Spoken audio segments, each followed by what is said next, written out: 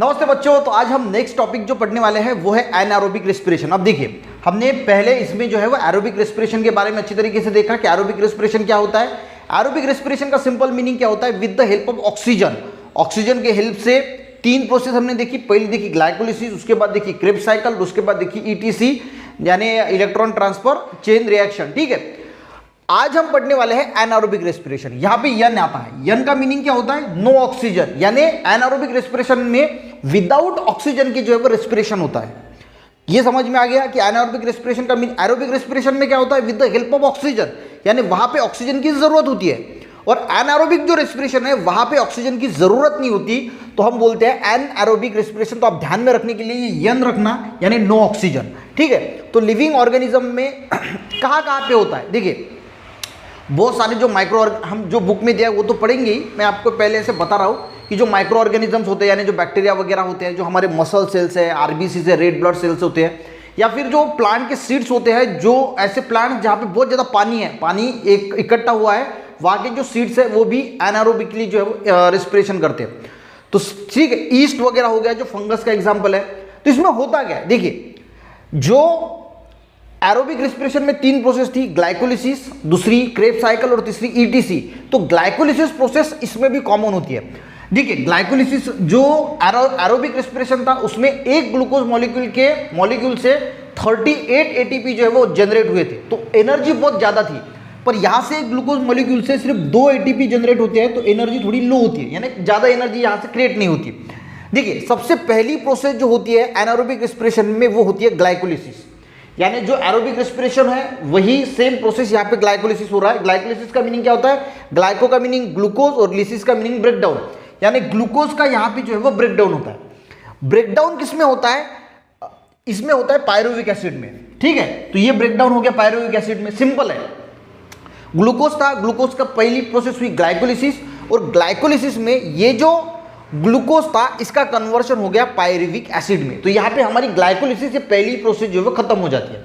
अब यहाँ पे दूसरी प्रोसेस स्टार्ट होती है, वो होती है फर्मेंटेशन। तो पहली प्रोसेस है ग्लाइकोलिसिस और दूसरी प्रोसेस है यहाँ पे फर्मेंटेशन। तो आपको इतना ध्यान में रखना है कि पहली प्रोसेस ग्लूकोज का ग्लाइकोलिसिस होके पायरुविक एसिड बनता है, और पायरुविक एसिड का फिर फर्मेंटेशन होता है। फर्मेंटेशन यानी क्या होता है, जो कॉम्प्लेक्स सब्सटेंस होता है उसका सिंपलेस्ट सब्सटेंस में कन्वर्जन होना है, यानी दूध का दही बनना, बियर वगैरह जो बनती है, अल्कोहल वगैरह बनता है, तो उसमें जो कन्वर्ट होता है उसको हम फर्मेंटेशन बोलते हैं। तो देखिए, तो पायरुविक एसिड बना ग्लाइकोलिसिस में। अब दूसरी प्रोसेस स्टार्ट होगी फर्मेंटेशन। बहुत सिंपल है। अब फर्मेंटेशन प्रोसेस से अल्कोहल भी बन सकता है, डिफरेंट प्रोडक्ट्स जैसे विनेगर है, विटामिन है, वो भी बन सकते हैं, और लैक्टिक एसिड भी बन सकता है। पर ये डिपेंड करता है कि क्या बन रहा है, ये एनारोबिक रेस्पिरेशन कौन कर रहा है। अगर ईस्ट एनारोबिक रेस्पिरेशन कर रहे हैं तो अल्कोहल बनेगा। अगर माइक्रो ऑर्गेनिजम्स हैं यानी बैक्टीरिया है तो विनेगर बन सकता है, विटामिन बन सकते हैं। और अगर इरिथ्रोसाइट सेल्स है यानी जो हमारे आरबीसीज है या फिर मसल सेल है, तो वो अगर एनारोबिक रेस्पिरेट कर रहे हैं तो लैक्टिक एसिड बनेगा। सिंपल है, समझ में आ गया। देखिए हम जब बहुत, हमारे जो मसल सेल है वहाँ पे लैक्टिक एसिड बनता है। हम बहुत ज़्यादा जब दौड़ते हैं, जिम में एक्सरसाइज करते हैं, तो हमें थकावट महसूस होती है, क्योंकि मसल सेल में लैक्टिक एसिड बनता है और उसकी वजह से हमें जो है थकावट महसूस होती है। सिंपल प्रोसेस है एनारोबिक रेस्पिरेशन में। ग्लूकोज का ग्लाइकोलिसिस हुआ, ग्लाइकोलिसिस में 3 पायरुविक एसिड, यानी हम अलग अलग क्यों लिया, क्योंकि क्या क्या बनता है उसके लिए। पायरुविक एसिड बना, पायरुविक एसिड में दूसरी प्रोसेस स्टार्ट हुई फर्मेंटेशन। आपको सेम ही लिखना है, ग्लाइकोलिसिस 3 पायरुविक एसिड, 3 यहाँ पे फर्मेंटेशन। अब ये फर्मेंटेशन कौन कर रहा है, यहाँ पे ईस्ट कर रहा है तो अल्कोहल जनरेट होगा। यहाँ पे माइक्रो ऑर्गेनिज्म अगर एनारोबिक रेस्पिरेशन फर्मेंटेशन की प्रोसेस कर रहे हैं तो विनेगर और विटामिन डेवलप होंगे, और आरबीसी मसल सेल है तो लैक्टिक एसिड जनरेट होगा। तो इतना सिंपल है। तो ये हो गया हमारा एनारोबिक रेस्पिरेशन। तो ये जो चार्ट है वो आपको अच्छी तरीके से समझ में आ गया होगा।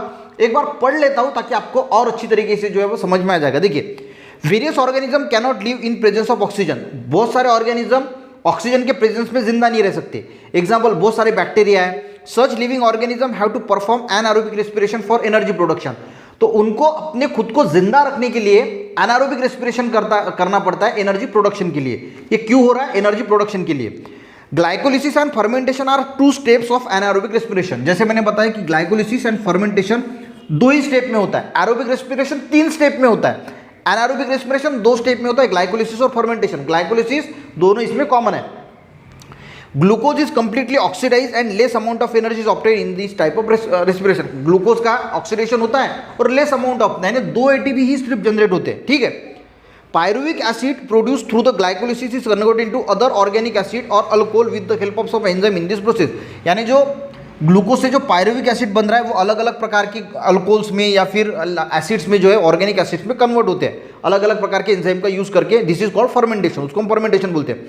सम higher plants, animals and aerobic micro organism also perform the anaerobic respiration. यानी बहुत सारे एरोबिक माइक्रो ऑर्गेनिज्म भी एनारोबिक रेस्पिरेशन करते हैं, कुछ हायर प्लांट्स है, कुछ एनिमल्स है।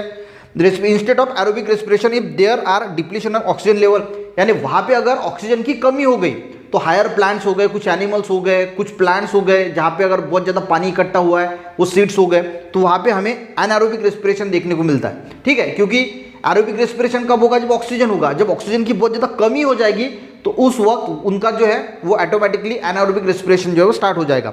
यहाँ पे एग्जाम्पल दिया, example seed perform anaerobic respiration. Seed जो है वो एनारोबिक रेस्पिरेशन परफॉर्म करते हैं if the soil is submerge under water during the germination.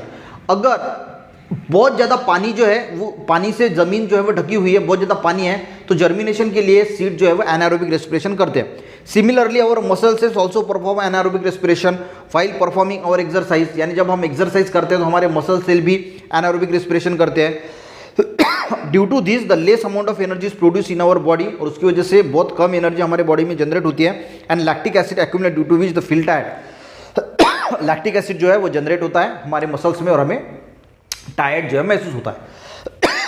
तो आपको अच्छी तरीके से एनारोबिक रेस्पिरेशन लिविंग ऑर्गेनिज्म या सेल में कैसे होता है, इसका जो फ्लो चार्ट है वो भी, और जो थियोरेटिकल पार्ट है वो भी अच्छी तरीके से समझ में अगर आ गया, एक लाइक जरूर करना, अपने दोस्तों को भी शेयर करना, चैनल पे नए बच्चों जरूर सब्सक्राइब करना। मिलते हैं नेक्स्ट वीडियो में, तब तक के लिए जय हिंद।